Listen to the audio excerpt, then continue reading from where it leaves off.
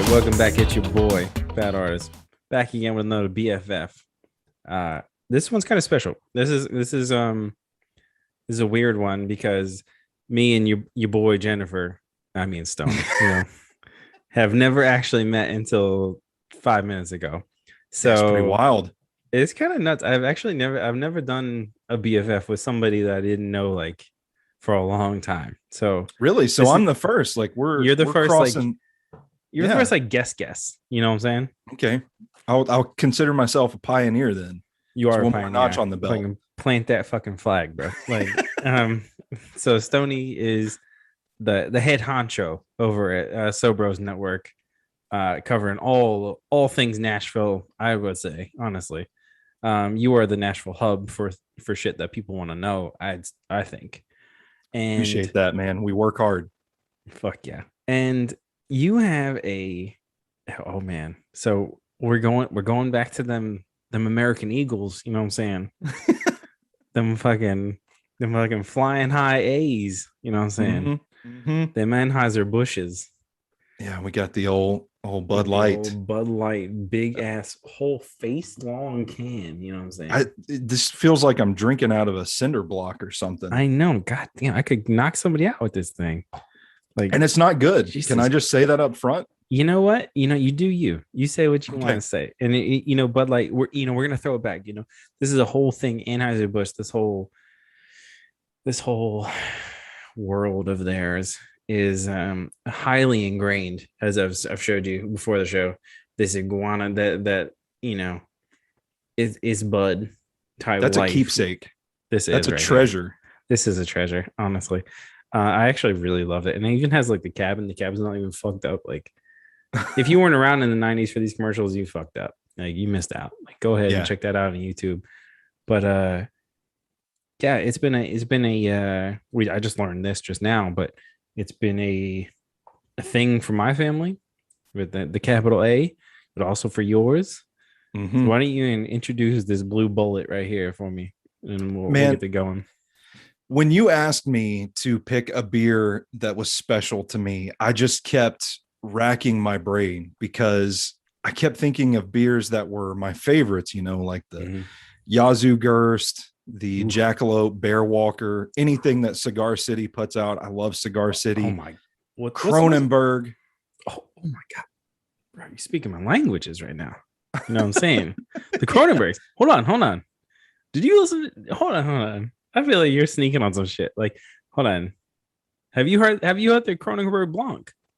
Oh because of your show. No way. Yeah. Really? Okay. Yeah. Okay, I love you for this. Okay, so we're gonna be best friends. Let's go. And then Brittany hit me up about it, and so I watched the clip and was like, or no, she did the drinking really cool beers thing that we posted on socials, but she gave you a shout out for recommending the beer to her. And then I found it at ML Rose out here in Mount Juliet and was like, no way, what a small world. This beer was just in my brain, and now here it is for me to try. I love it. I like Shipyard Pumpkinhead too, but I just kept thinking like, yeah, those are probably my favorite beers. But you say the word special, and I just keep coming back to Bud Light because, like you alluded to, just all these memories of my family, my father, and just kind of growing up in the South where I don't know if you would agree or not, but there's almost like a culture around Budweiser and Bud Light. Like, it's just a part of the fabric of society in Tennessee. You do got a point. So it's weird though. Like, I'm not from the South. I'm a South transplant. So yeah. But true. I completely agree with you. And I think there's different sections of the South that kind of like they fuck with different kinds of Budweiser. Like, I'm like a Budweiser person, Bud Light person. I'm like one of these Bud flavored persons, like lime, orange, whatever the bullshit. But we're talking like this blue bullet. This a 4.2, 110 calorie if you buy the 12 ounce. This is not a 12 ounce. No. And there's not much shit in it, bro. Water, barley, rice, hops. That's it. That's it. That's it. Why mess with success? I mean, they sell 1 million of these things every week. So all the time. And it's like, yeah. It's not a beer. I'm glad you chose it, honestly, because like it's I love it when people choose beers that I'm like, fuck that beer. You know what I'm saying? Because I'm like, and that's most of the time, like most of the BFF episodes we've done, it were like beers I'm not gonna buy. But like just for the regular, like you said before, it's like if you bought a 6-pack of this, it was gonna sit in your fridge forever. Like, same here. Like it's not gonna get drank. I felt bad picking it. And honestly, it was Brittany that convinced me to just go for it, because I told her, I was like, I keep coming back to Bud Light, and I feel like I don't want to put that man through an episode on Bud Light where we got to talk about this and drink it for a little bit. But no. It's just like those memories for me of growing up in the type of family that like you go to the cookouts and somebody asks you, do you want a beer? And you just get a Bud Light. Like there's no options. It's just beer. Beer equals Bud Light in this family. And, I think of my dad. I lost my father in 2014. And up until the day he died, I think that man drank a 6-pack of Bud Light every day. And he was a painter. So he did custom auto work, body work, stuff like that on cars. He painted signs, that sort of thing. And I can just remember those like summer days when I would be helping him at his shop, and it'd be 100 degrees outside and there's no air conditioning in the paint booth, and we're just working all day. And then at the end of the day, we're getting a 6-pack of Bud Light. This is like, refreshment. And he's teaching me how to pitch quarters out behind the shop and that sort of thing. So in a way, like I see this like blue branding and the Bud Light logo and everything, and I still feel that connection to my father even after all those years of him being gone. So that's why like for me, when I say it's special to me, I don't think the beer's worth a shit. I think it tastes like somebody drank a real beer and then burped it into a LaCroix or something. But I'm so connected to the brand because of my father, because of my extended family, that I just can't help but have those fond memories whenever I see it. Mm-hmm. Nah, dude, I love that. And sorry about your dad's. Appreciate that. That's dope though. And I feel like I'm gonna have a very similar story, but instead of a blue can, it's gonna be a red can when that time comes. Mm-hmm. So Anheuser-Busch represent. You know what I'm saying? There's my last name's Artist. I've very much thought about getting this A tattooed to me. Very much. There you go. For a long time, and it might happen. It'd be slick as fuck. I think it'd be dope. Yeah. But no, dude, I completely agree. You know what? We didn't do on this episode yet. Oh shit. I was slick sneaking some, but oh man, see, I opened mine because you had the glass, and I thought, well, shit, he's already drinking, so I got to catch up. I saw, on between us, what I'm saying, and the rest of whoever's listening. Yeah, I saw a Bud Light. What was it? Bud Light, Platinum or some shit.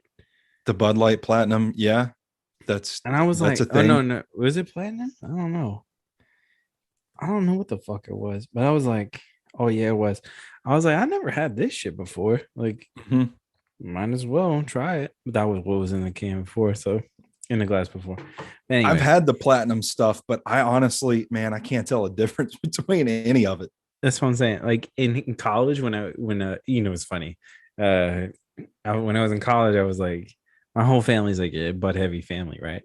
Mm-hmm. For the most part. And when we were in college, the Bud Light, what was it called? Like, it wasn't Platinum, it wasn't Select, it was like Bud Black or some shit.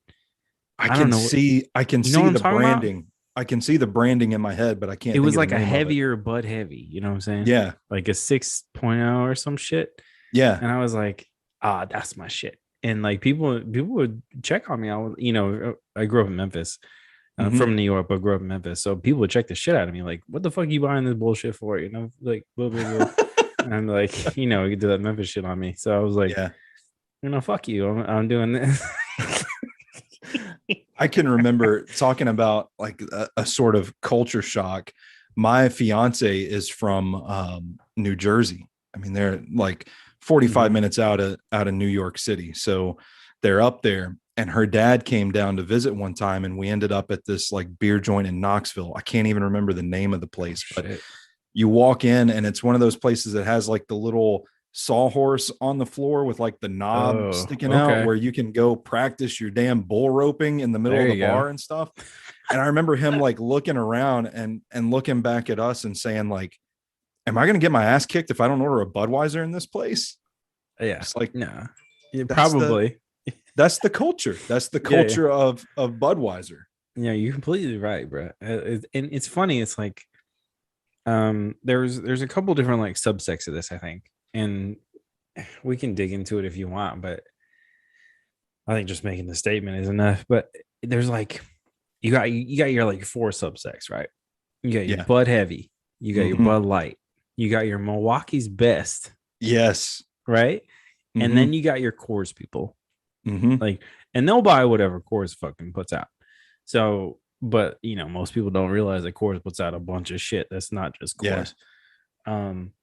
Also, dopest canning or dopest factory I've ever seen. Their tanks outside of their factory in California are the fucking Coors cans. No way. Swear to God. What a gimmick. It's the coolest shit. That's awesome. Go ahead and drive down the 210 into the fucking desert and you'll see that shit. It's pretty cool. But anyways, so Stoney Keeley. What is SoBro's network? Oh man, it's kind of hard to explain because I feel like we do so much. It's almost easier for me to explain like how we make money than it is for me to explain like the identity of what the brand is. But we have a website and we write content. We record podcasts, we do videos, and then we sell advertising, we sell subscriptions to premium content, and we make our own t-shirts and sell like collectibles. I've got like my action figure collection that I'm listing online and all kinds of shit that we do. I've always had a really hard time framing what we do because this whole thing was born out of my desire to just kind of create whatever the fuck I wanted to without having to listen to an editor, without having to adhere to any sort of style guideline or anything like that. If I wanted to say something, I wanted to say it and put it out in the world. So the byproduct of that is a website that has just an overwhelming variety of content. There's all kinds of stuff from, like you mentioned earlier, like the Nashville reviews, Nashville news. We're a local blog. We cover a lot of stuff going on around here. I cover Nashville sports, specifically SEC football, the Tennessee Titans. We've got a film critic. We've got Brittany that's doing some of the lifestyle stuff, the beer reviews, all sorts of stuff like that. So it's, we're a content company. We're an internet company. Love that. So hi. All right. So let me hit you with this. This is pretty topical at the point at the moment, right? How you feeling about that Fast and Furious honky tonk drift right now? That Fast and Furious honky tonk drift? Yeah. I don't know, man. You're gonna have to clue me in. That shit that just happened on Sunday, yesterday. Oh, the Grand Prix. Exactly. The honky tonk drift. You know what I'm saying? Honky tonk drift. That's, man, they missed a big branding opportunity. That shit's gold. That's fire. Yeah. That was pretty wild to see though. Like, we just turned it on yesterday when we got back from lunch. I'm like, man, these motherfuckers are really doing like 100 miles an hour across the damn bridge. Over a bridge, bro. Yeah. Bro. All right, straight up, I don't care what the fuck you're doing and who you are. That is fucking nuts. Like, yeah, going that fast. I read this shit on Tennessee and said they could get up to 185 miles per hour over a bridge. Man, and the way that thing's like got an arch to it If you're Hell going no. up, you're gonna catch wind. It's just gonna send one of those motherfuckers into the Cumberland. They're not That's careful. what I was thinking the whole time. I was like, these motherfuckers going swimming for sure. Hope they got an ejector seat, fucking speed racer in it. Shit. Yeah, I was tripping about that, but oh man, I don't know. Yeah. Speaking of B, me and B worked on some stuff before. I don't like talking about like work, you know what I'm saying? But like we worked on some shit before, and we had B on some stuff. It's kind of funny. So stay tuned after this. This is kind of funny. But why do I feel like you're about to say something that you're not supposed to say? Give me that vibe. That's usually how it happens with me. But next weekend, or this upcoming weekend, I guess, Brittany is going to, well, she said she's going to record her Brittany's brew review for the rest of the year in one go. Holy shit. Yeah. So 4 beers. I don't doubt it at all.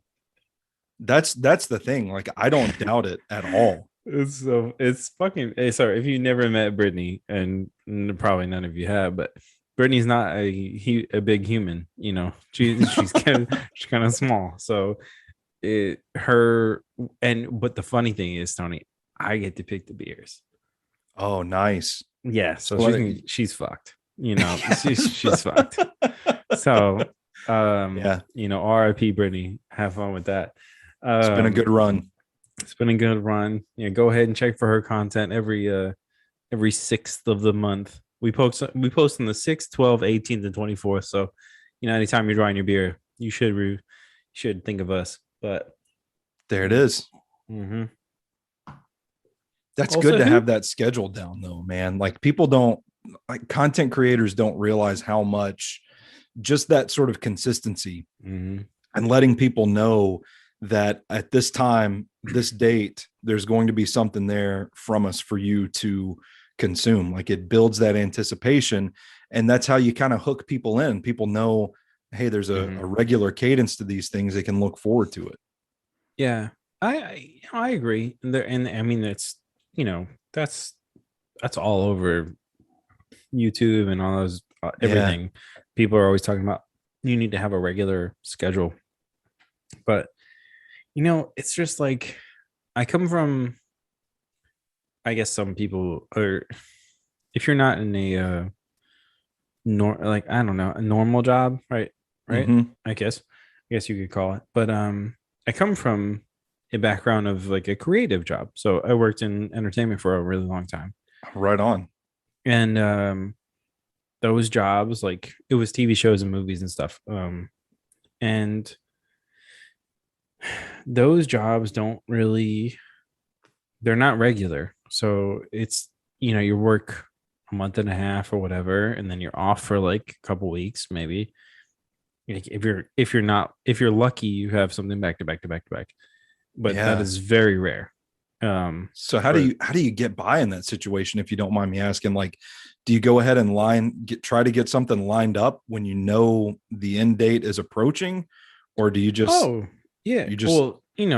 fucking $4,000 on this, you can ask whatever you want. Like, this is open territory for anything. Fair anything enough. You want to watch on this show, anything you want to say in this show is open ground. Like, fucking go for it. There we go. Yeah, it's weird. It's a weird industry. So I'm sure you're good friends with Brittany. So it's like, when I moved to Nashville, I was kind of like freaked out. Like, my wife had a solid job, and we moved here because of that. And I was cool with what I had done. I would, at the point when we left, I was associate producing TV, and I was like, I'm cool with this. Like, everything I see above this is kind of shit. Like, everyone's pretty depressed and just pissed off all the time. Like, that's not me. That's not my personality. So I was like, fuck that. That depresses me. And I'm cool with where I'm at. So sure, if you want to dip out, like, let's do this. And I swear to you, not even a couple weeks later, she comes back to me. She's like, "Yo, I found a job. It's in Nashville. We leave in like a month." And I was like, "Fuck, okay." There you go. Okay. Get your bags ready. It's like sick. Let's do this. Okay. Yeah. And yeah, when I moved to Nashville, I was like, "Oh fuck, like this is scary. Like I don't know, like where my skill set falls because like I worked like normal jobs before." Well, all the way. I've been working since I was 15, so or 16, and like solidly, And Yeah, sure. so I worked up until when I was at a high school. Me and my homeboy Adam, who um, we do a show called Dropping the Needle. Go check that out. It's pretty sick. We just did an episode about Outkast, and we went to Bonnaroo in 2006. So it was only like 4 years old. Bonnaroo was, and Radiohead was performing. Right, they were Nice. headlining this. It was, dude, fucking amazing. God damn. That sounds like a weekend right there. Oh my god, dude, we were fucking lobsters, my dude. like straight up. You know what? Let me trip you out on this weekend. This weekend was fucked. Like straight up, top to bottom. We all right in 1 week. Okay, let me hit you with this. In 1 week, we went to Bonnaroo with my mom's car, which was a shit car. And like this car would fucking overheat in like a second. So we had to leave in the middle of the night so this bitch wouldn't overheat in the sun. And then when we were in the line to get into fucking Bonnaroo, we had to turn the bitch off and like wait. Oh man. And yeah, like because that traffic's nuts. It's nuts, bro. And then like so we go to Bonnaroo and we see this whole show. Like it's just the two of us. And we're both planning on applying to FedEx when we get back. So we couldn't do any drugs or like, get fucked up, whatever. It's kind of a bummer, honestly, looking back at it. We could have probably detoxed at the time. But we were 18 and we were like, fuck it, whatever. It doesn't matter. And we go ahead and do that. And then this is June 2006. Okay. And so the weekend ends and I'm looking at my phone. This is like, or what if I don't know what the fuck I'm looking at, but anyway, Warp Tour, Vans Warp Tour is coming through Nashville. Yeah, a week after Bonnaroo. And I'm like, fuck, bro, we should go to that. Like, we should go for sure. And like, we should make a whole week of this shit.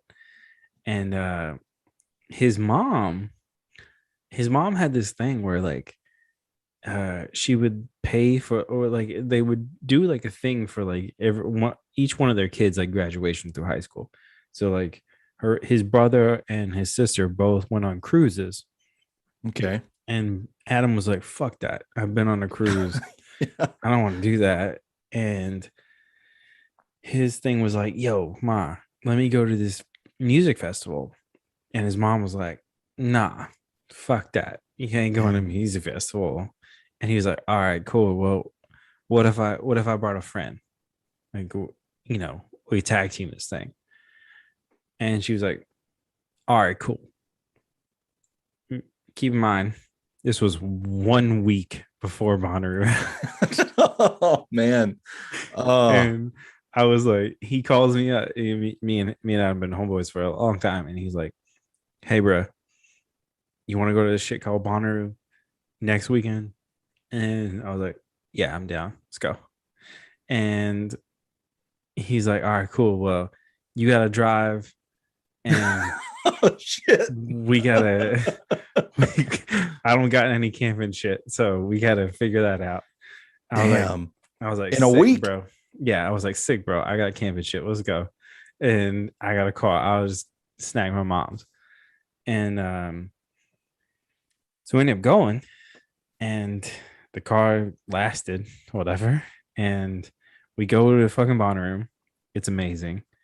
We get fucking roasted. Like, like yeah. No one under 25 knows what sunscreen is. So we get fucking roasted. Yeah. And when we're done with it, we're like, shit, okay. Well, maybe we should kick it in Nashville because we talked to his mom, and his mom was like, oh, yeah, cool. I'll buy the tickets. Like, here you go for Warp Tour. Like, do that too while you're there. That's awesome. Hits us up with a hotel. I was like, dude, this is the dopest shit. Like, hell yeah. Keep in mind, his mom's paying for this whole thing. Like, That's living back in the day, right, man. right. That's living. Bonner is not cheap, bro. No, I've never been, Oh, and bro, that's why, because I look at the ticket prices, I'm like, no, I can't do dude, that. I've been 5 times, and it's never the ticket. The hit of the ticket is never chill, you know. Yeah. But anyway, we go we go to Bonner the first time, and then we wait in the hotel, and we're waiting. I think Warp Tour is like a couple days later, like 2 days later or some shit. And so we go to this hotel, and we're like, fuck, bro, we're just lobstered right now. And maybe we should go and explore Nashville or something. So we go and explore, and we come back to the hotel, and there's all these buses in the hotel, like in the parking lot. I'm Hmm. like, what the hell is this? And this is when they had that auditorium out in like in between Nashville and Franklin. Or no, Yeah, no. Starwood. Starwood. It was at Starwood. Yeah, yeah. Yeah, that was out in the Antioch area. Yeah, yeah. So we were like, all right, like we were somewhere. I don't know where the fuck we were. But anyway, we were at this hotel, and all these buses like packed the parking lot. We were pissed. We are like, what the fuck? Like there's no parking spots anymore. Like, what the fuck? And so we park eventually. We're all pissed off and stuff. Walk into the hotel, and fucking Joan Jett is standing in the lobby. And Are we're you like, kidding me? not kidding. And she's not just Joan Jett. She's standing with the whole No Effects crew, like all of them. Damn. And I'm like, what the fuck is going on? Like Joan Jett is a very recognizable person. Like you Yeah, you walk in, absolutely. and you're like, oh, all right. You're Like, not second guessing that, no, you're like, oh, I was like, bruh. Like I turned to my boy Adam. I'm like, bruh, is that fucking Joan Jett right now? And he's like, yeah, yeah, for sure. And yeah, so we ended up learning that half of Warp Tour was staying at the hotel we were at. Dude, that's nuts. It was crazy. So did you get to meet Joan Jett? Did you meet anybody cool through that No, because we were experience? tripping. We were only 18, so we're like, Yeah. we're kind of nervous still, but like we saw them around like a few times, and Yeah. I feel like we rode the elevator with somebody. It was some shit like like young kid shit. You're like, oh wow, this is crazy. But this is like in the time of flip phones. Like you couldn't take no pictures with nobody. So it was like Yeah. I mean, we ran into somebody at the local mall or some shit, like, Hmm. and like said what's up. But it was like it was weird shit like that. It was you know, shit you don't you can't post now, you know. No, no, that shit was like urban legends back in the day. Like Mm-hmm. I had a Mm-hmm. homeboy that goes to Rivergate Mall on Friday night and comes back to school on Monday, and he's like, "Man, I saw a young buck at Rivergate Mall," and Oh shit. you just had to take their fucking word for it. Yeah. No Yeah. way to prove it because you couldn't take pictures and stuff back in the day. It Yeah. was pretty wild.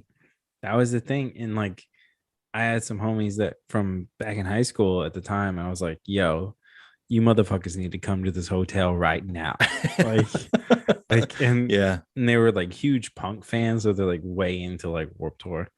And they were doing some shit, and they drove up that night, and they were like stayed in our room on the floor. And I'm like, thinking back to it, I'm like, I would never sleep on a hotel floor. Like, No. fuck that.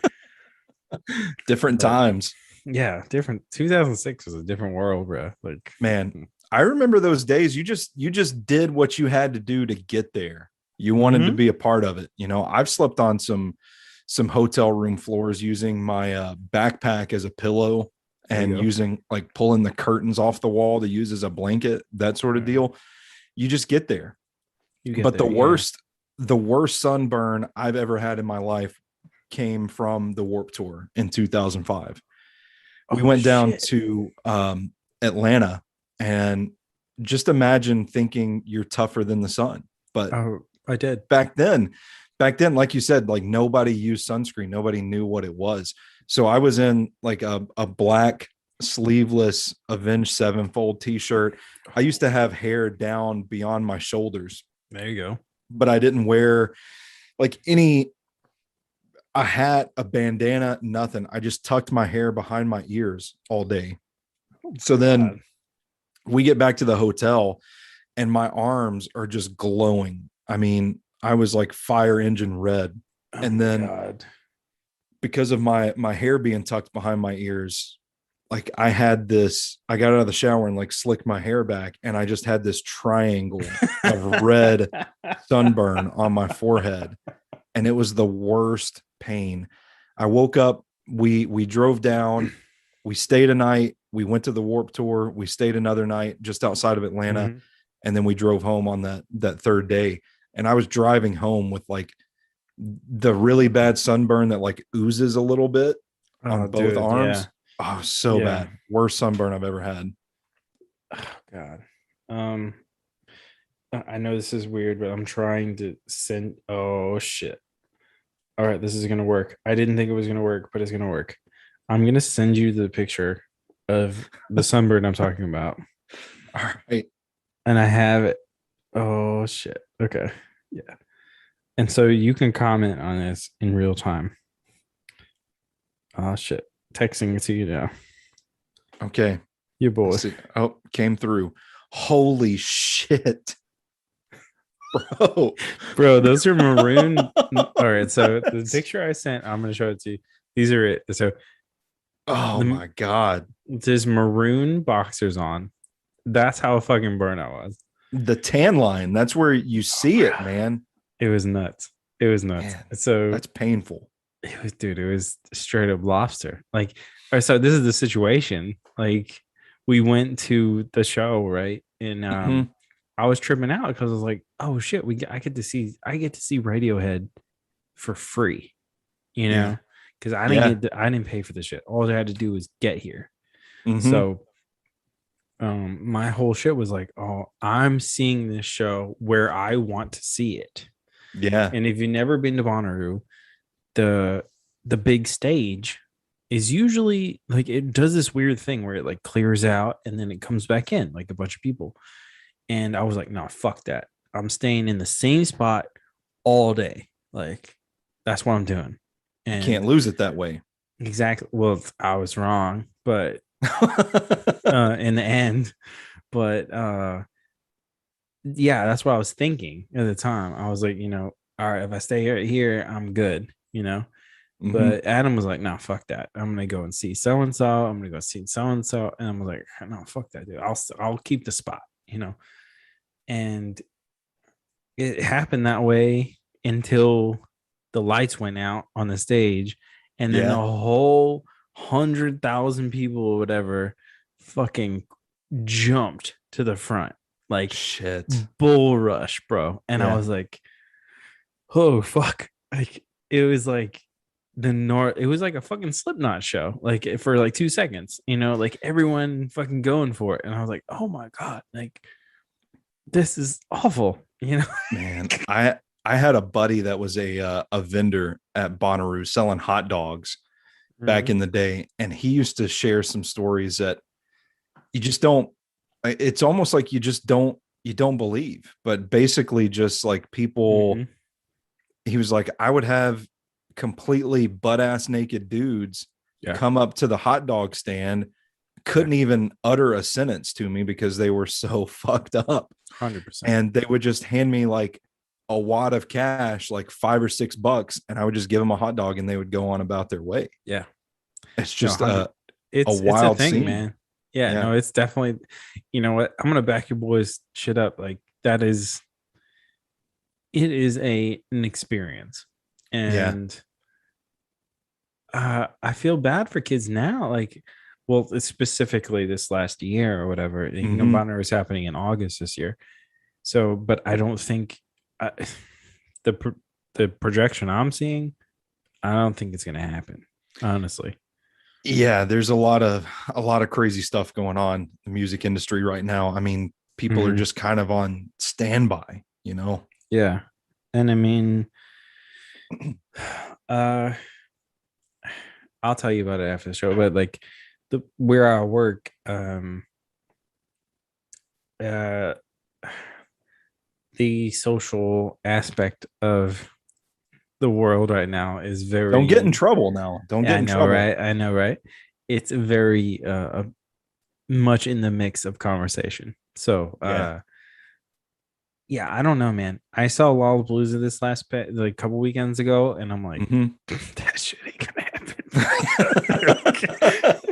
That like, was some wild shit seeing the photos and the videos on social media that weekend. That's crazy. please tell me you watched Limp Bizkit on I this saw the fucking clips, live but stream. I didn't watch it. No. I just saw the photos and was like, I guess that's a thing that's happening now. I don't fucking know. Oh Whatever. no, dude, the nostalgia running back to me on that one was Mm. like, oh my god, like I was like tempted to text like homies I haven't talked to in like 10 years. I was like, I'm Just like, let them know. yo, you see this shit? Yeah. Like, but I didn't do it. But Man, I this conversation is making me think that I missed out on a lot of stuff by never going to Bonnaroo. But now I feel like, you know, I'm 35 years old. yeah, That shit, it feels like has passed me by. Like I don't want to go stand out in a don't. field shoulder to shoulder.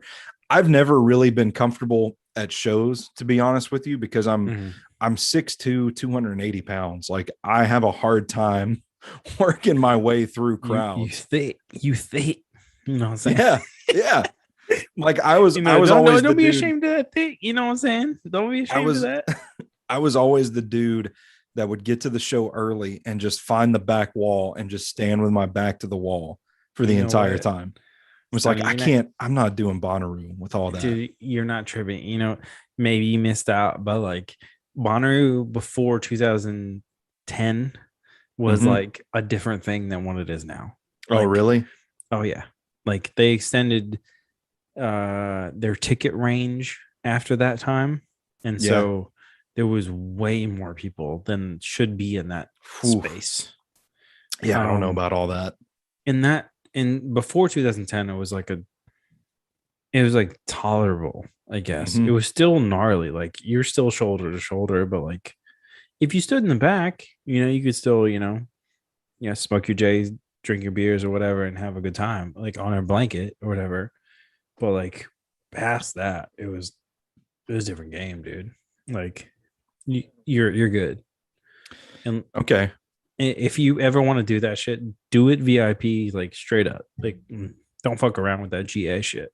Man, could you imagine our younger selves back in 2006 hearing us talking about, yeah, if you do it, do the VIP shit. We're like, No. yeah, we're fucking sleeping on hotel room floors just to get there. Yeah. Yeah. No, my whole opinion on I we did an episode recently about, I don't know when actually we did it, but me and my wife used to work for a business management firm in Mm-hmm. LA when she went to grad school, and then I was in LA for a year. We did like a year apart, but we're still together, but long distance, I guess you would say. Yeah, sure. And she went to grad school and then came out to LA. So, and when she got out there, she did a job, and then she got this business management firm job.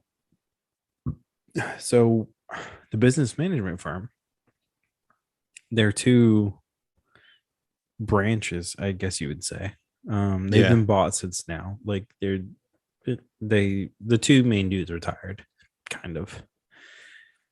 But their main aspects were actors and musicians. Mm-hmm. So there were like two dudes, right?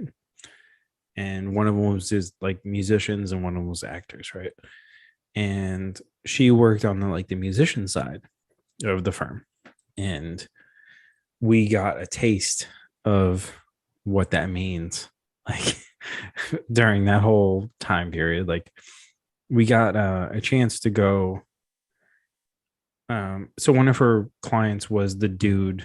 One of their clients was the dude that is the head of Golden Voice. Okay. Oh shit. Yeah. So Golden Voice is the company that does Coachella, you know. Mm-hmm. And for like one of their things, we he give like a stack of tickets to the firm, like to give to all the employees and like their friends and family or whatever. And it wasn't just like, you know, like GA tickets. It was artist passes. Man. So yeah, it was that's fucked. pretty rad. It was fucking nuts. And I'll tell you about it like on some different shit, but like it's the shit we got to see it's weird. It's like, all right, so let me differentiate like between artist passes and VIP. So and GA. So GA is some shit that you can just buy on the internet. VIP you can buy on the internet, you know.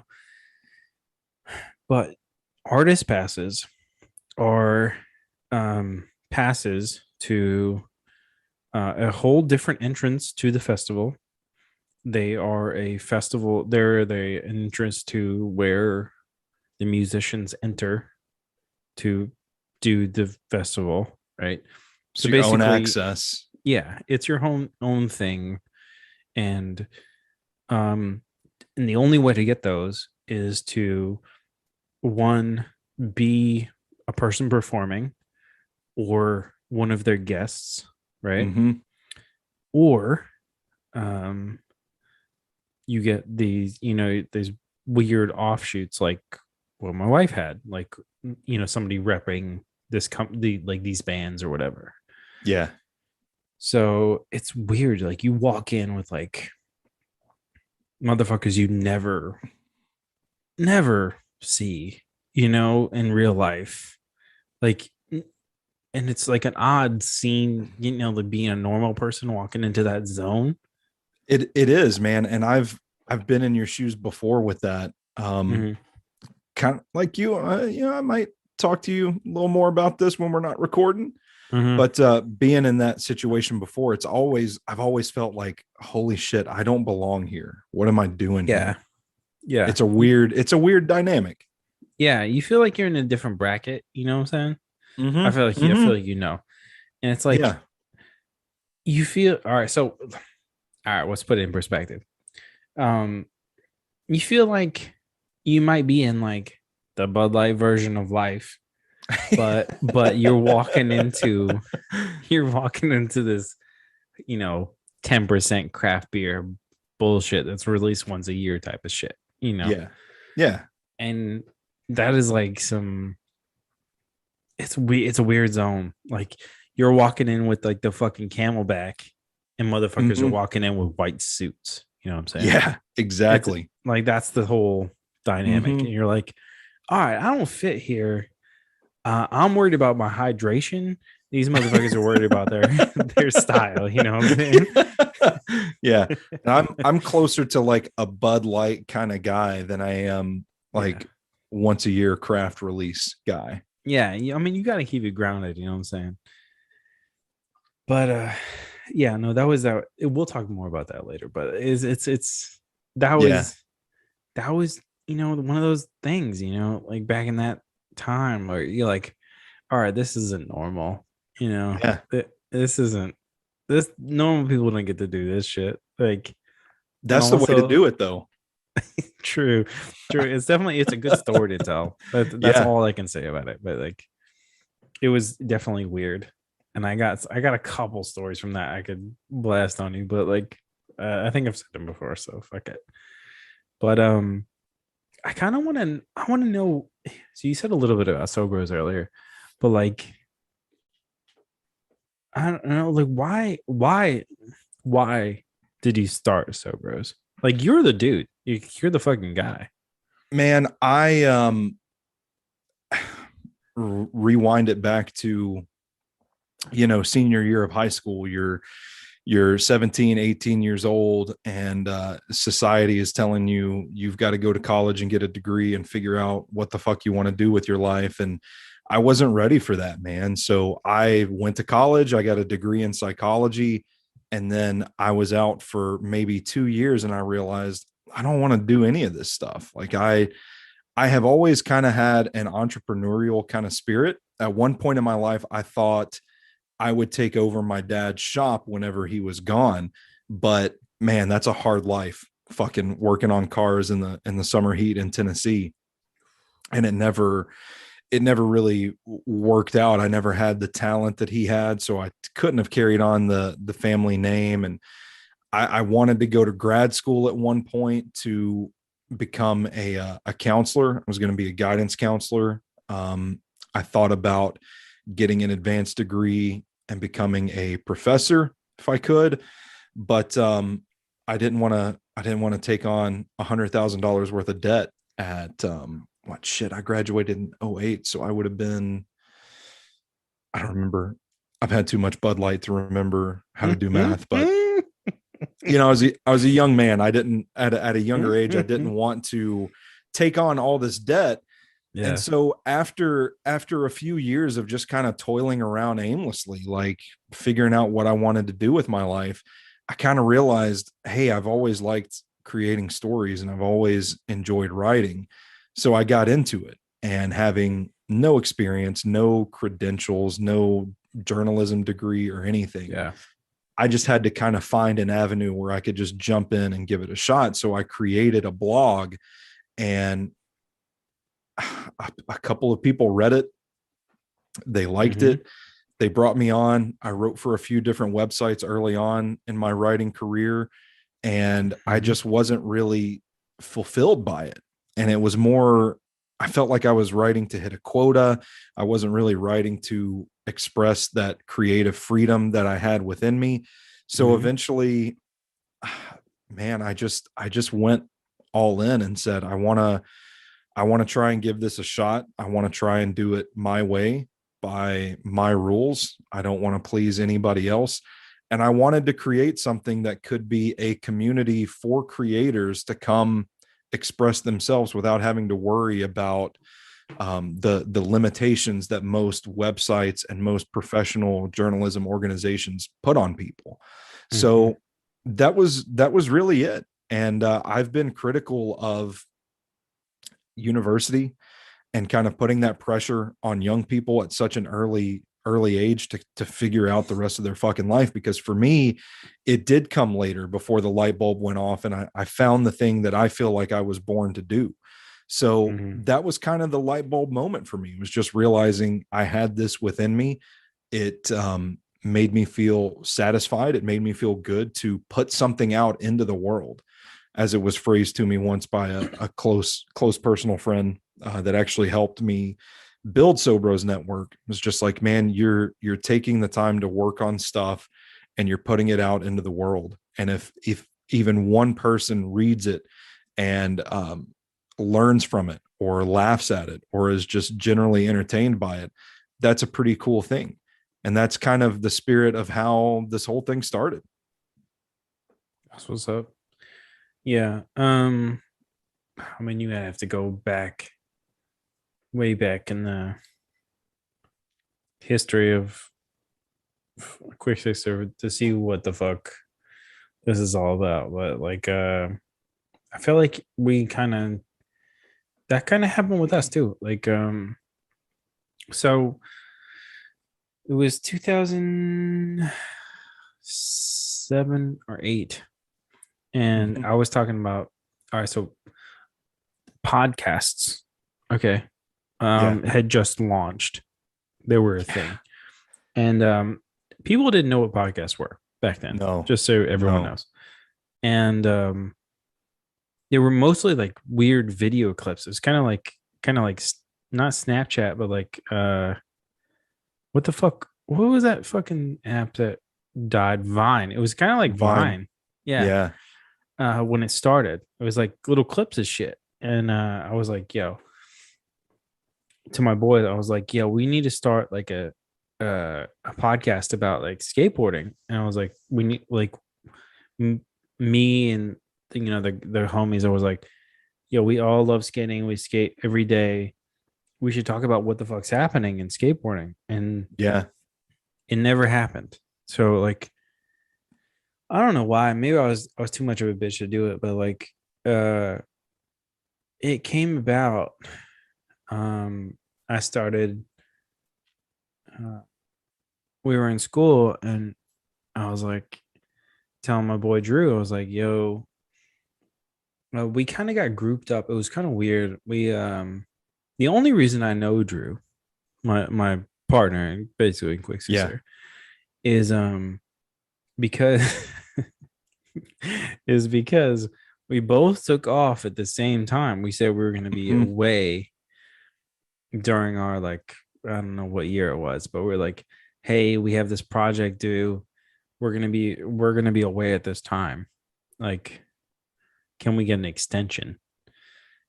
The this is kind of fucking meta, bro. Like, I don't think I've said this before, but like, um, it was because of Bonnaroo. We were both gonna be at Bonnaroo, Yeah. and so basically me and Drew got paired up in this like video project thing with this other dude that didn't volunteer for any other of their groups, like me, him, and Thomas, this other guy.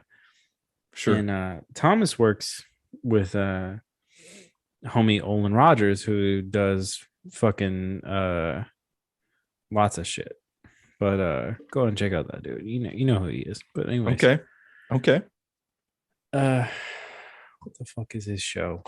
Let me shout out my dude's show. Hold on Get one it second. in. I know I should, right? Only I'm fucking up. Like, anyway. Uh Final Space. You know the show on CBS? It sounds familiar. It's ringing a bell. Like I Okay, it's an probably scrolled animated, through. yeah, it's an animated show. Before that, my homie went to or did this shit called Balloon Shop, was like early YouTube shit, Mm-hmm. kind of launched his career basically. So it was kind of like this weird, um I don't know, like we were in school and we were in this one class. It was like me, Drew, Olin, Thomas, all these other dudes or people, right? And Olin was like basically famous at the time, like from fucking early YouTube shit. And we're like, Yeah. this is weird. That And wave was wild too, man. It wild as fuck, made right? people millionaires catching Yeah. that first wave of YouTube shit. And yeah, so this dude, shout out to him, but like he went to the same high school as my wife. So it was kind of like it was really weird. And then the same year and shit. Like weird. But anyway, we're in school together and we take off for this thing. So we all get grouped together for this thing. Mm-hmm. And just so happens like me and Drew become friends or whatever. And then um later on in the line, I moved to LA in 2011 Okay. and 2000 maybe 12. I don't know. Some shit. Drew was editing some like fucking documentary or some bullshit for some deep Mississippi motherfucker. Yeah. And he's like, yo, I'm gonna move to LA for like like a month. And Mm-hmm. like, can I stay with you? I need to learn where to live and also some blah blah blah. I was like, yeah, sick. And so he does that, and then he moves out to LA like the 2 months later, and after that, he was like, he's like, bro, you keep talking about this fucking podcast. Like, he's like, you keep talking about it. Like, shut the fuck up. Like, oh my god, it's so annoying. Like, I was like, man, fuck you. We're gonna do this shit. It's gonna be dope. Yeah. And he keeps talking shit. He keeps talking shit. And then we've gone and skated one day, and he comes we used to have this like weird like ritual where we go and skate, and then we like get like chicken wings at B-Dubs like right afterwards. There you go. And Protein. right, I was like, all right, sick. And we usually grab a couple of beers or whatever. Mm-hmm. And this one time he's like, you know what, you need to shut the fuck up. And I was like, what, like, what are you talking about? He's like, all right, bro, I'm gonna put you on blast right now, here we go. And hits record at the B-Dubs. Like, Oh shit. yeah, in fucking mid order. Like in the person that was taking our order was like at the table. I was like, fuck. Okay. And it's funny. Like I've heard the recording, obviously, but it's a weird thing. Like, I don't know if this happened to you, but like you kind of go from like just fucking around, but like in that recording, you can like audibly hear me turn on. You know what I'm saying? Mm-hmm. Like I'm on. And then like when the recording starts, when he says like when he calls me on my bullshit, like it happens. And that was 2015 or 2014, maybe. Man, I remember a similar thing happened to me. You know, it was like finally deciding to take that leap and then hitting record. I still have the first SoBros podcast we ever did back in 2013. I've got it saved somewhere on my MacBook. I haven't listened to it in quite a while, but I remember playing it back and like you can hear my voice shaking a little bit when I started. Me too. And then 5 minutes in, you start talking about what you pressed record to talk about. And it was like that, just flipping a switch and all of a sudden you're in on it. Yeah. I remember. So let me talk about this with you. So we did that, right? And like soon after that, I moved apartments, but then like we officially started the show, right? And I remember getting so fucking nervous. Like that was like a pre-record, like, all right, this is just a tester. This isn't going to go anywhere type of thing. Like I remember the first time we actually recorded, I was hella nervous. I was like, all right, like what are we going to do? We need to write topics. Like we need to like have a structure. Yeah. And like I got so fucking nervous. I was like, all right, like I need some liquid courage. Like let me get after these Stellas. Like I think we bought like a 12-pack of Stellas or something. Yeah. And I was like, let me crush a couple of these and like then we'll go. And I'm a much like bigger guy than Drew, so it was like wasn't a thing for me, but like I know I got crazy nervous like before, because I was like I don't know about you, but like I know you take it serious, but like I was like I don't like put my name on shit that's like jank, you know what I'm saying? Yeah. Well, and ultimately, I mean, your responsibility is still to create something entertaining for people to listen to. And, you know, if you take that responsibility seriously, then I think it does kind of create those butterflies. Like I still get them sometimes when I've got a big show coming up that I'll prepare for, and I'll have pages of notes to go through, and I'll still get those kind of butterflies. Like, man, I just want to make sure that I can do this so that we create something cool that people are going to like on the other side of it. Yeah. So I think that's what it is for me. And I still, especially early on, well, I shouldn't say that. Early on, I was more or less just dicking around with friends, and it made it a little bit easier to have a few beers, loosen up a bit, and then just press record. I've had to delete several of those podcasts from back in the day because we got a little bit too loose. And it's a different world in 2021 than it was in 2013. But, you know, that was a different kind of vibe. And then as you see things kind of take off a little bit and you start getting more listeners and bigger opportunities present themselves to you, I think for me anyway, I still got those butterflies a little bit. Mm-hmm. No, it happens. It definitely happens for us. Like, I don't know. I'm generally a pretty loose guy, like, Yeah.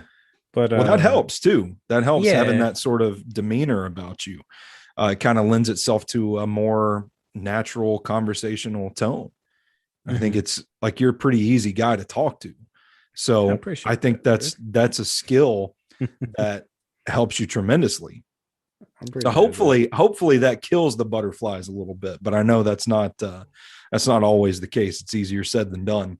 That's true. That's true. Yeah, I mean, it'll kill the butterflies for sure. Like, especially if you have some, like, some random people that you never met before, Yeah. but Yeah. like my boy Drew's brought on some people that I've never met before. Like, well, I'm about to name drop some motherfuckers for you. Let's hear it. Um, hmm, I bet. Oh yeah. Um, so um, we had on back a year ago. Man, it's crazy. But we had back on about a year ago the Bigfoot Collectors Club. Oh Which, shit. do you know who they are? I've heard them. Yeah. Oh shit. They're Okay. linked in the Bigfoot subreddit, which I don't know if I should be ashamed to admit I lurk on sometimes or not, but yeah. Love it. Love it. So my boy Drew is friends with those dudes, and like Michael McKillen and or McMillan, sorry, and Bryce Johnson. Like Mhm. Bryce wasn't on the show, but Michael was, and he was on, I think it was an episode of Happy Hour. Yeah, that makes sense. And it was kind of nuts. Like I was like tripping. Like I Yeah. saw Michael on motherfucking True Blood back in the day, and I was like, Yeah. oh shit, like this is this dude. Like I'm talking to this dude. Yeah. Also, I mean his fucking character was terrible, like terrible character, but like So you're like, how do but we address that? yeah, well, like I didn't address it at the time. I was like, okay, cool. Like I'm down with Stay that. away from it.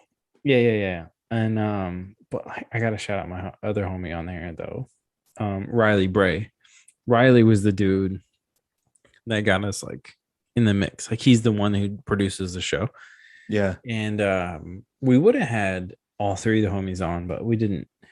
And that was like it was one of those situations like what you're saying is like you don't know people, and then like you drop into Yeah. the the conversation. Like, what do you do to break the ice? Like, I don't.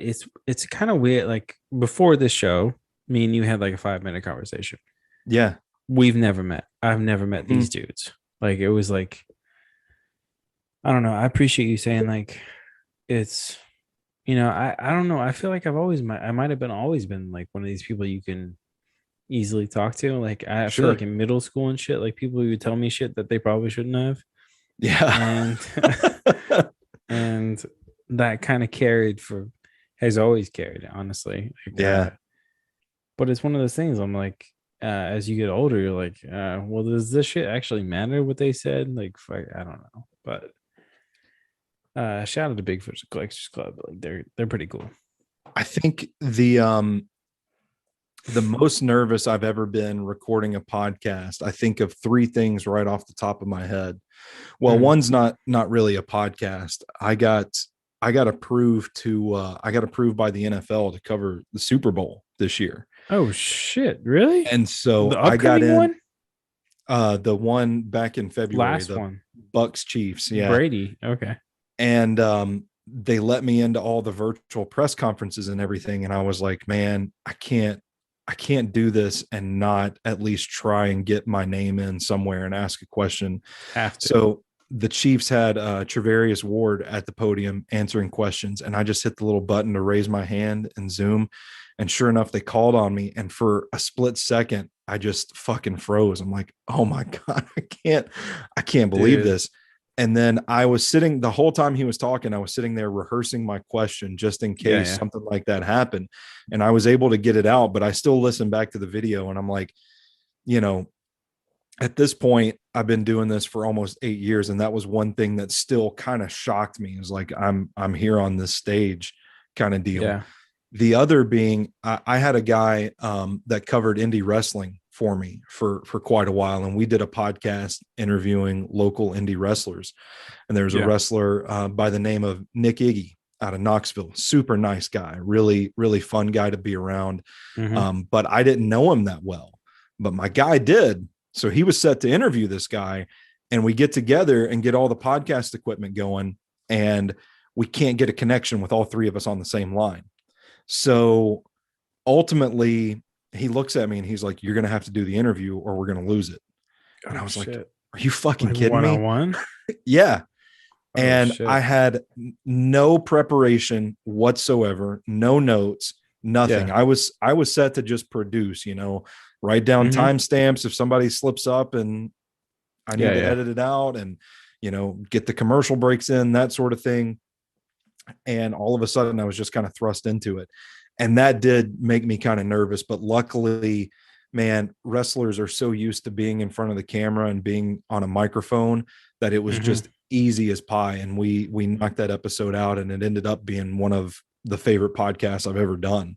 Oh shit. So yeah. And then interviewing Dennis Kelly, who played for the Tennessee Titans, right tackle from I think 2016 through 2020. He's now with the Green Bay Packers, but he hopped on the podcast once, and I was like, man, this is it's just one of those moments where you're like, it's crazy to think back when I was recording for like 10 people and now I'm interviewing NFL players.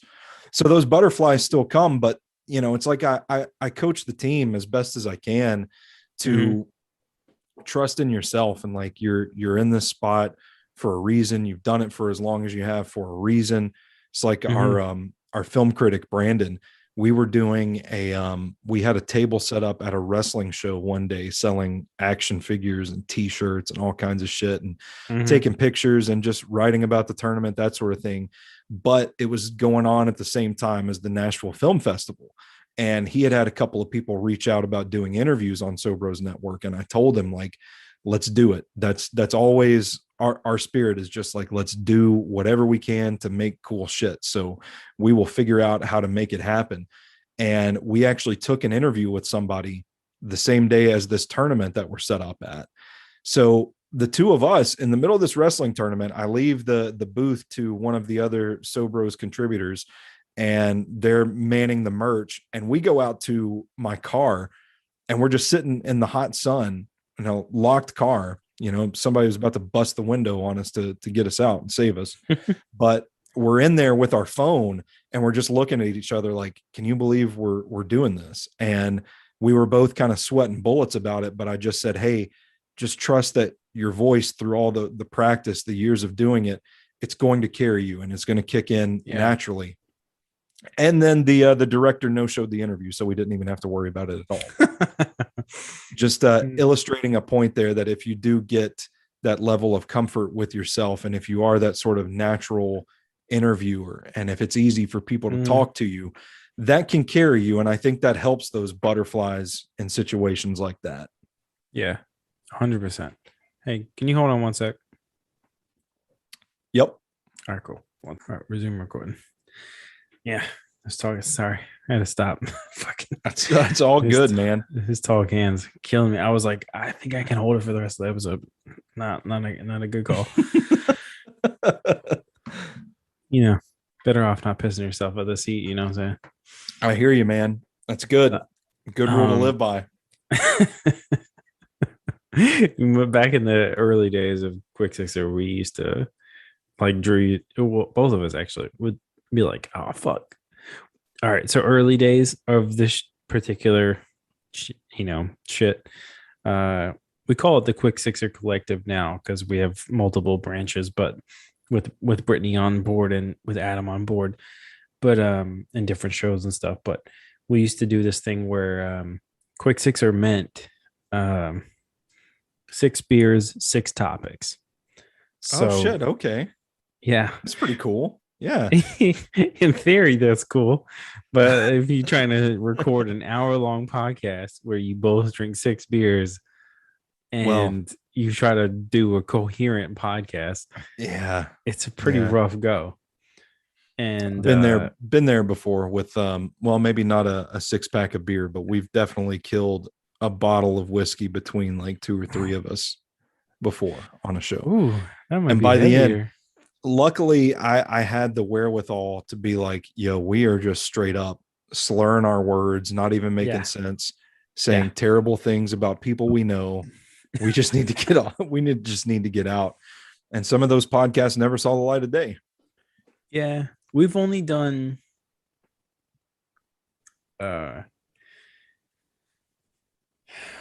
one show.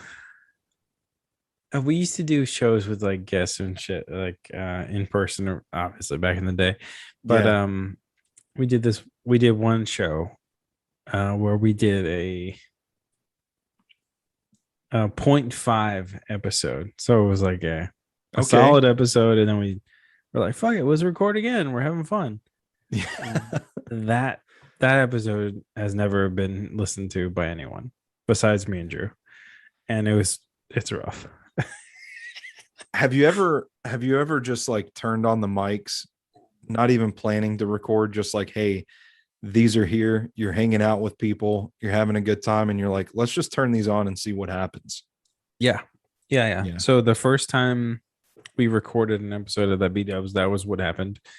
And for what we thought was going to be our finale for this entire thing, so I think we did back in the day, me and Drew did seasons, because we did like a season 1 where and then we did a season 2. Season 2 was way more ambitious, I would say. We had sponsors, like actual like beer sponsors. We also went on a brewery tour, which we went and yeah, it was sick. It was just, dude, it was the shit. I'm gonna be honest with it. It was the shit. We were both living in LA, and we got to go and record live in person in breweries with the brewers. Oh shit, that's awesome. That's cool. It was the dopest shit. And we did that with like, I think like 5 or 6 breweries. It was fucking awesome. Shout out to McLeod. They were our first people that let us do it. They're the dopest people ever. Jen and Alistair, they're the dopest.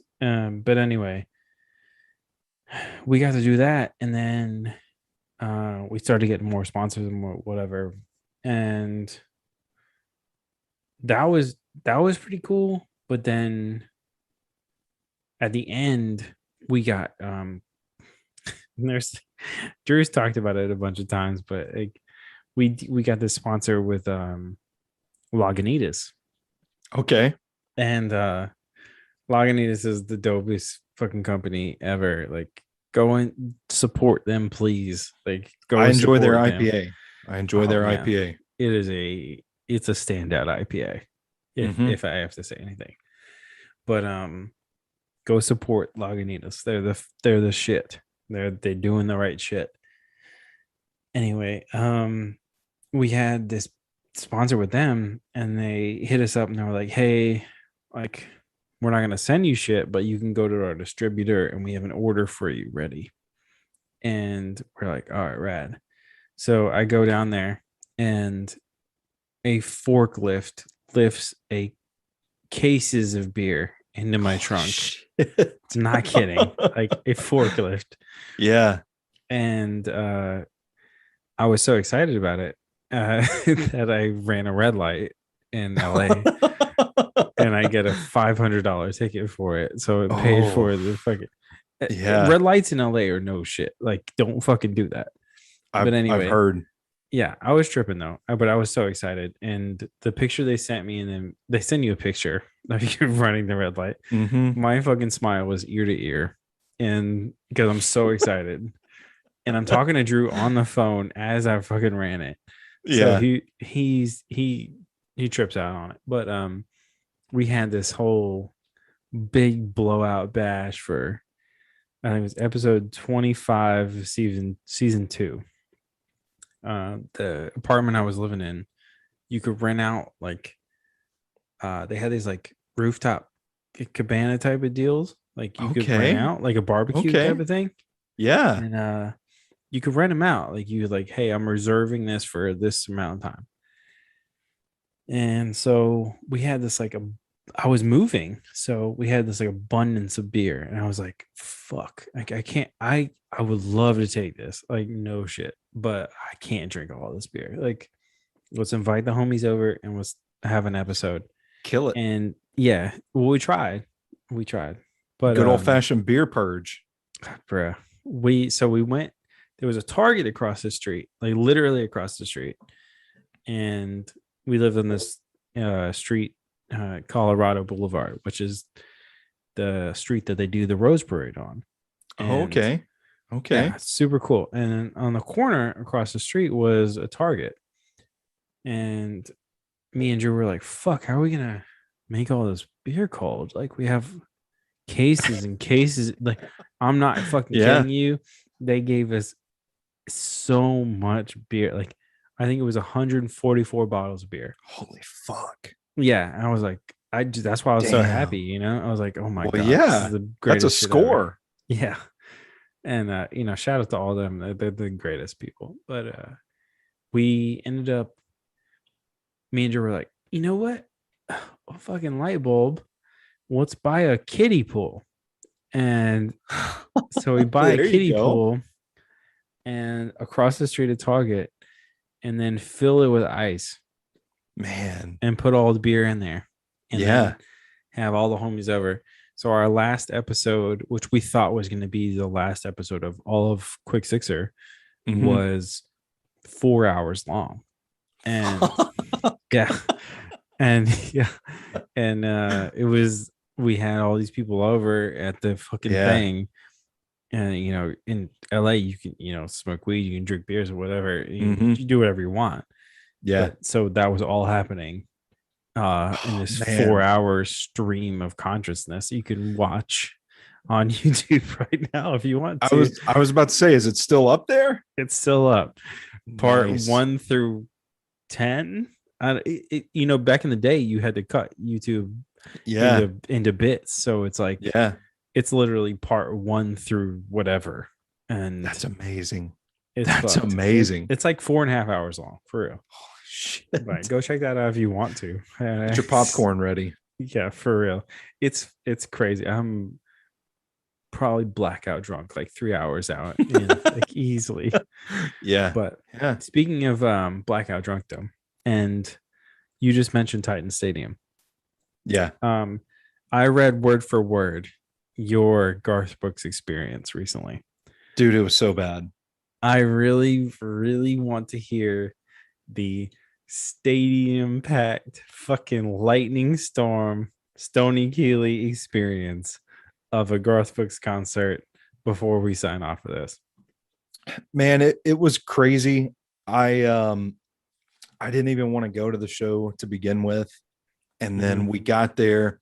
We had to kind of wrestle our way into the stadium. And I was kind of feeling uneasy about everything to begin with, because at the time we had decided to go to this show, it was like, well, things are getting better. They're telling us, you're vaccinated, don't wear your mask, that sort of thing. And then the week of the shows, all this Delta stuff started really bubbling back up again. So I'm like walking by people like, stay the fuck away from me, don't touch me, that sort of thing. And it was a journey just to get to our seats. But when we finally do, we're watching the Grand Ole Opry at Nissan Stadium, which is pretty cool. It was like Chris Young, and then Emmylou Harris and Trisha Yearwood came out and sang with Emmylou Harris. And the whole time I'm sitting there looking off in the distance. I'm like, man, that's there's some dark clouds over there. I'm kind of surprised nothing's, nobody's saying anything about this. And a stadium full of people, I'm looking over like, am I the only one that notices there's some lightning off in the distance? So sure enough, man, we get the warning, and then they just cram us all into the concourse. And at that point, I just accepted. I'm like, I'm gonna have to clear the next 2 weeks. I'm gonna have to see if I can get my last will and testament done just in case. It was bad, and it was hot, and there were people there that were, luckily for whatever reason, like I had kind of big crowd like that. I wasn't sure how the evening was going to go. Not saying I was prepared to get in a fist fight if I had to, but I wanted to stay kind of sound in mind. So I had only had like 1 or 2 beers at that point.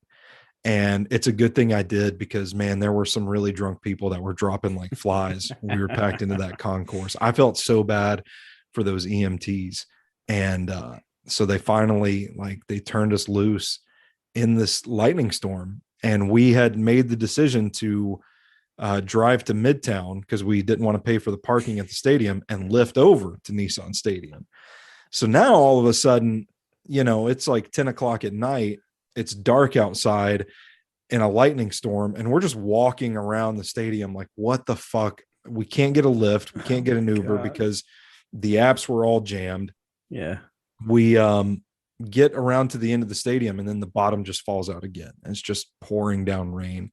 And we took cover under some metal stairs that they had installed for the Music City Grand Prix that was right there. It was the only place we could get out of the rain. And I'm like, this is it. This is how I'm going to die. I came down to this Garth Brooks show at Nissan Stadium to die. And all in all, man, we were on our feet for,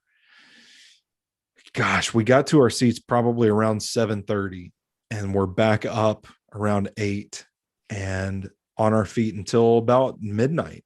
We had finally decided we're hunkered down under these stairs, and we're just soaking wet. And we're like, we've just got to go for it. We've either got, and I kept saying, let's just fucking walk to Midtown, because no Uber driver is going to let us in their vehicle soaking wet. So that changed to, well, let's just make it across the bridge, and then we can get under the bridge, dry off a little bit, and by then we'll be good to get in somebody's Uber. Didn't happen, man. You couldn't get a ride anywhere downtown that night. And we finally lucked out and got in some dude's Uber, and it was $67 from 2nd Avenue to Midtown, like not even 2 miles up the road.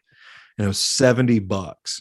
So I was so pissed, and I felt bad because we did not dry off. We were so soaking wet. I felt so bad getting in that dude's car, because when I got out, I couldn't even look at him. I couldn't even look at him when I got out of the car. I just got out, shut the door, and just took off around the block. And we finally made it back to the car around 12:30 in the morning. So all in all, probably, I think we were shuffling around for about 5 hours stranded. And I was just miserable, man. It was fucking crazy. Oh shit. Some old dude came up to me and asked me to show him my titties. I love that. I was like, I can't. My fiance's here. She'll get mad at me. And he just looked at me and gave me the okay, like that's an acceptable answer. Yeah. I mean, that is acceptable, I guess, but like probably should have done it. No, I just read the whole scene. Yeah. Go and check out SoBro's Network for Twitter for the fucking full story of that. I read the whole thing. I was tripping, like literally laughing like I just did at the fucking article. That's the only good thing that came out of it. By the time we got home, I collapsed into my recliner, and I was just thinking, like, I've got to write about this. That's the only good thing that can come out of all this. Yeah. I mean, that's anyway, any triumph or tragedy, like that's basically the only thing that happens. Like you get to talk about it or write about it. Yeah. But I was tripping when I know so Brittany, who does Brews and Reviews for us was telling us like she tried to go, and I was like, that's fucking stupid. Like I was like Man, at home, and like this shit was the whole sky was lighting up. I was like, fuck that. I didn't even yeah. know there was a show that night. And then she was like, yo, I tried to go to the show last night. It was crazy. There was And like an 18% chance of rain that day. yeah. And it was So we're full like, yeah, it'll be blown. fine. Yeah. Full blown. This shit looked like 4th of July in this bitch. Like it it did. was It lightning did. every 4 seconds. Yeah. I was tripping. I was like, this is crazy. Like Hmm. I know, like me and my wife were sitting at home and like, oh shit, this is a crazy lightning storm. Like, I don't know. People in the South are weird about lightning storms too. Like they'll go out on their porch and shit and watch them. Like I'm Film like, it. yeah, like what the fuck are you guys doing? Yeah. Like, you Yeah. guys are crazy. No, man. There were times we were packed into the concourse and it would lightning like right above us and make this loud crashing noise, and people would just gasp and scream. And I'm like, damn, this is like a fucking war zone right now. Yeah, Getting kind of nervous about all that. yeah. In your article, you said, what do you call it? Article? I don't remember. I think it Op-ed, was maybe. my firsthand account of Nissan Stadium that Okay, Saturday night. okay. Well, in it, you said, you recollected your experience about running across the pedestrian bridge. Which Yeah, in Nashville, if you've never been to Nashville, the pedestrian bridge is a fucking steel bridge that yeah, it goes is. across the Yeah, Cumberland River. yeah. So we're hiding under metal stairs, and then we make a run for it across a giant metal bridge. Yeah, I was like, I bro, if you motherfuckers were lemmings, like you bitches would be dead. Like you just straight up, like this I would thought not for work. sure. I was like, man, this is it. If this is how I die, what a fucking story. When I was reading it, I was like, I think you said those exact words like twice in the thing. And I'm Yeah, like, this man accepted this shit. Like, and he was it like, was I'm gonna die, like for it sure. was weird, man, because I definitely made light of it in the story, but there was a part of me that like survivalist starts kicking in For where you're sure. like, we Yeah, just got to figure out how to get to fucking safety right now, because this shit is not this is not safe. for sure. Um, that has happened to me a couple of times in my life, unfortunately. Oh man. One time, dude, Brett, this, all right, I'm gonna hit you with this quick story. Before we go, there's this one time I was working on, fuck, what was it? Mm, Uh, yeah, okay. It was America's Next Top Model, season 21. Okay, Okay. and I was on the morning crew. Okay, and we were up at this house like towards like those later seasons. They stopped doing like 2 seasons a year, so we focused on one season, and we were in this house that happened to be in the Hollywood Hills that overlooked the the valley. So Okay. you Yeah. there's a mountain range in between Hollywood and the valley. So Mm-hmm. valley, I guess for people who would know, like Clueless, that's the valley. Okay, The the Valley movie, Girls. yes, Valley Girls. Yeah. So anyways, it's just literally a few miles. Anyway, Mm-hmm. we're in this in this house, right?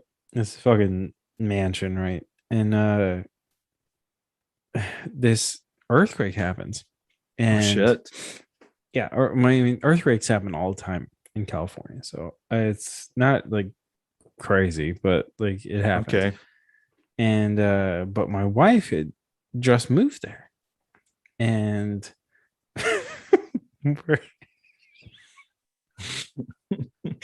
I'm telling you right now, this shit, it was still dark out. Okay. Like we're talking like 5, 6 in the morning, like some shit like Yeah. that.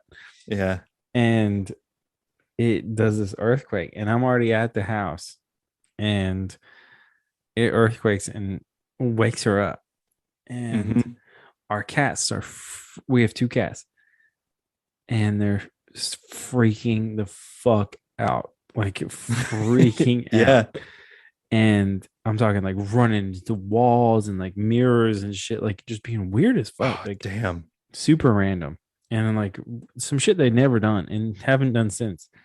And she just like wakes up and calls me and she's like, "What the fuck is happening?" No. Oh no. Oh She had man. no idea why she was awake. And like, I was Yeah. like, "Yo, it was just an earthquake, no big deal." She's like, "What the fuck? What the fuck is this?" Like, freaking out. 6 o'clock in the morning. I can imagine, man. I was tripping. I was like sitting there, like, doing my fucking bullshit at the house, like Mhm. preparing for the morning. And it was just like not a big deal to me. Used to it. Yeah, we did. I mean, by the time I was out there, like at that point, I had multiple, like little whatever shakes and shit. Yeah. And it's weird. I know they don't happen here, so you might not have ever experienced it, but it's like it's kind of No. weird. Yeah.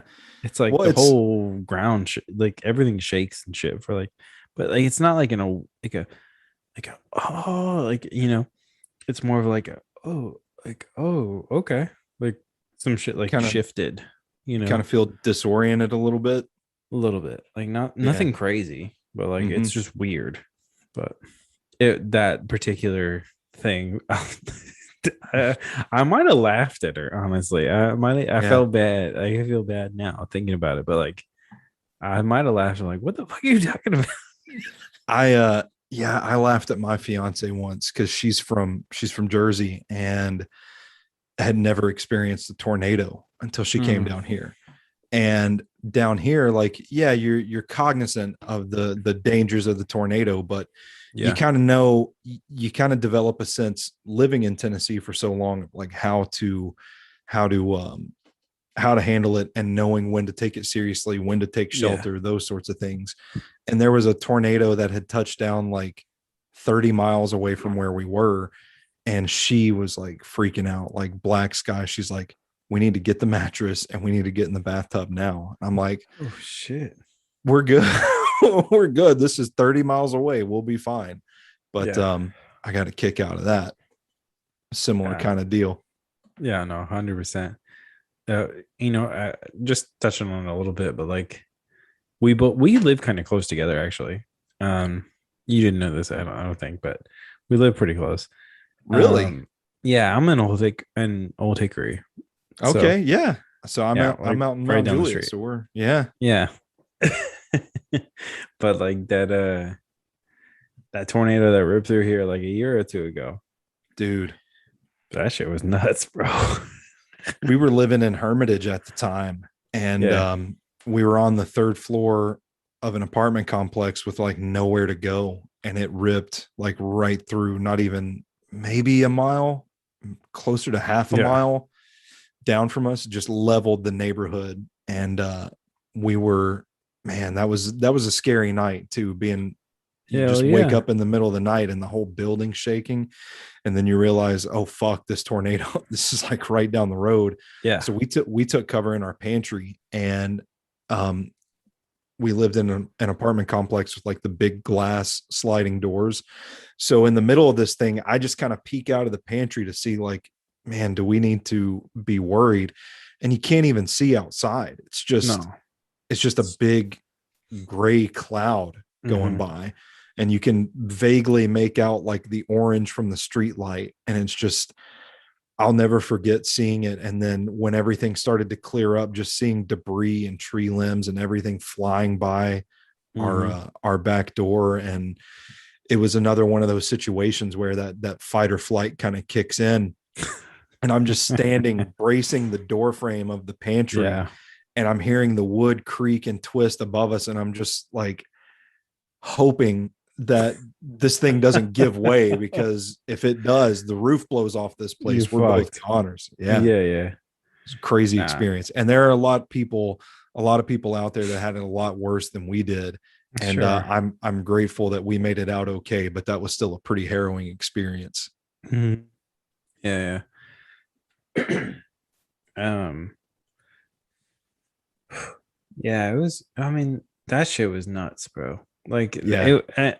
I mean, you probably live near us then. Like, it was only exit like 21 or whatever towards Hermitage. Like, that's Yeah. the exit we get off to go to Yeah. home. We lived at the time we were living just right down the road from the hospital. Oh shit, we get off the same exit then. Like at the Yeah. time. Yeah. Yeah, that shit. That's fucking nuts. Yeah. Um, And then we moved into a neighborhood that was hit by it too. And I can stare out my office window and see the path that the tornado went through the that's neighborhood. So crazy. it's Yeah. wild. People that actually we mentioned them earlier, but my boy Orlin got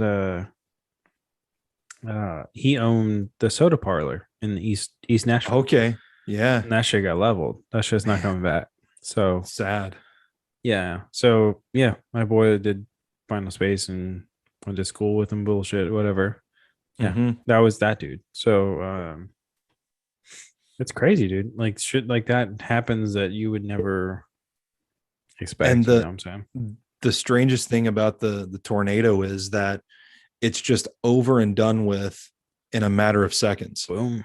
And it can go through a neighborhood and one house will be completely leveled and the one right next to it is standing perfectly fine. It's just the most It's bizarre, surreal experience. Mm-hmm.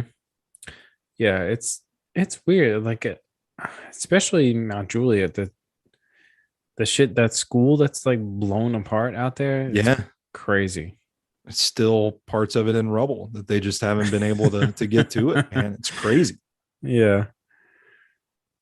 But anyways, is there anything you want to say about SoBro's network before we sign off? Yeah, I mean, if anybody is interested, SoBrosNetwork.com, at SoBros Network on all major social media platforms. Pretty easy to find. Mm-hmm. Yeah, and I mean, you guys cover basically if you're in Nashville, go and check it out. Like if you visit in Nashville, go and check it out. You know what I'm It's a saying? little Like bit of everything. a little bit of everything. Yeah, for sure. Especially with you guys got heavy on the sports shit, Mm-hmm. uh, which is dope. Do you guys follow any of the concert shit that's happening or no? We've got one of our guys, Stephen McCash, that covers live music in Nashville on a monthly basis. So, like at the beginning of every month, he'll put out a piece that's kind of highlighting, hey, here's who's coming to town this month, here's where they'll be and what time, that sort of thing. For sure. For sure. Yeah. And I think he does a pretty close to weekly column on new music releases, but that's about it, man. I never ventured into the music writing myself. What's up? That's what's up. Well, anyways, I really appreciate you coming on here. This has Anytime. been fun, right? Yeah. Yeah, man. We've been going too. We just looked at the clock and was like, oh shit. That's what, yeah. Just got a text like, yo, you done, bro? I haven't even had dinner yet. I'm like, I know, man. right? We gotta go eat. We grew up in the South. We gotta eat. You know what I'm saying? Yeah. But I anyway. didn't get thick by skipping meals. Hell no. Hey, yo, this is a side question, but like, do you know about barbecue competitions? I know that they exist. Cool. That's about it. I didn't know they existed until my family was like involved in that world. Oh, okay. Until Yeah. we moved to Memphis when I was a kid, and they got involved in that shit. Man, and I was it's like, crazy. Yeah. it's competitive, bro. It's intense. This is kind of crazy. People might not know this, but like, obviously, people probably like thought about there's, barbecue competitions. There's food competitions all over the world. Yeah. But like, Memphis in May is the barbecue competition for the world, right? Yeah. And on Friday nights, the main competition for that festival is a party competition. Oh shit. Did you know about this? No. Okay. So it's legit like who is like the crunkest fucking booth. Man. it's fucking nuts. Like I can't cook my barbecue, but I feel like I could hold my own in that kind of competition. Dude, before social media, this shit would have got canceled hardcore. Like, yeah, no shit. Like I saw some shit as a kid that I should not have ever seen. You know what I'm saying? Like, yeah, like you walk up on a booth and I mean this is kind of fucked, but like you see some body parts as a child you probably should not have seen. You know what I'm saying? Damn. You're like, oh fuck, like we're there. We're on that level. We're on that level, and like I seen some shit that I'll never speak about because, like, you know what? Props to you for doing that. You're showing out for your team. You know, you putting points on the board. You know what I'm saying? Like you trying to get that trophy. Going for it. Going for that trophy. You know, go ahead and get that trophy. You know, guy, girl, whatever. Get it. Yeah. You know, party.